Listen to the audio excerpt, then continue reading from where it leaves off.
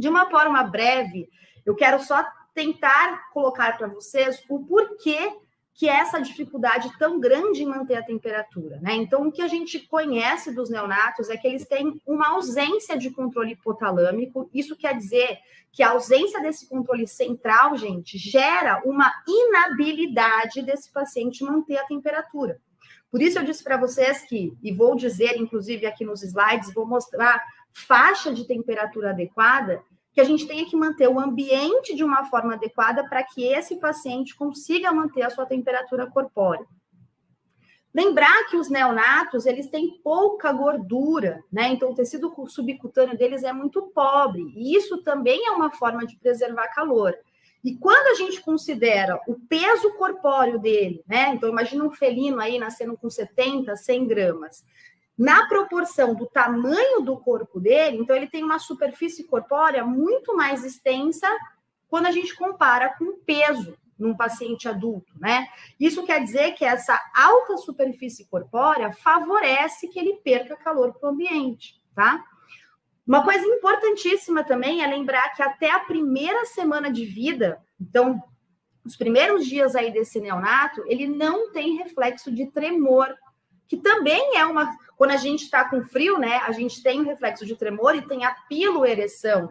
Todas são medidas, né, que a gente tenta evitar a perda de calor. Eles não têm isso, então eles não têm reflexo. Você não vai pegar um neonato tremendo para configurar que ele esteja com frio até a primeira semana.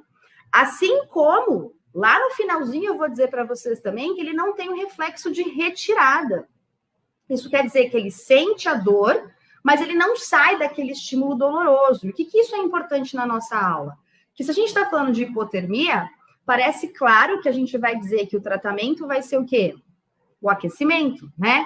E por que a gente tem uma casuística tão grande, em especial em neonatos órfãos, né? Quando a gente faz a prescrição lá para o cliente, para ele cuidar, quais são os cuidados que ele tem que fazer em casa, enfim, por que é tão comum a gente atender neonatos com queimaduras, né? Justamente por isso, porque ele sente o processo doloroso, ele tem o estímulo doloroso, mas ele não tem o reflexo de sair daquele local que esteja doloroso. Então, as queimaduras acontecem, né? Então, a gente tem que estar atento nisso quando a gente fala de temperatura, quando a gente fala de hipotermia, como no caso que eu comecei mencionando aqui para vocês da minha colega, que no desespero, né, de tentar aquecer, vai colocando tudo próximo ao neonato para que a gente tenha um aquecimento rápido. E a gente vai ver que isso não é o ideal. A gente não quer que esse paciente, como ela, né, que em meia hora recupere a temperatura. Não é a nossa ideia isso quando a gente fala de hipotermia, tá bom? Então, é entender, gente, que fisiologicamente, esse paciente, ele não tem condições de manter a sua própria temperatura.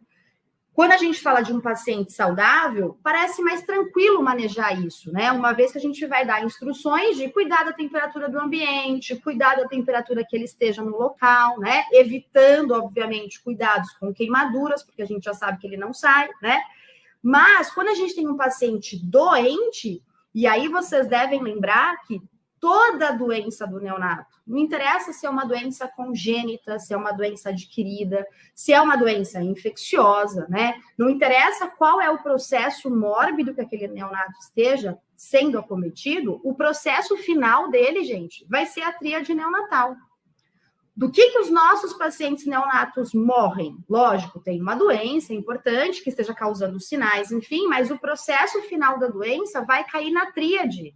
O que é a tríade? Hipotermia, que é a nossa aula de hoje, hipoglicemia e desidratação.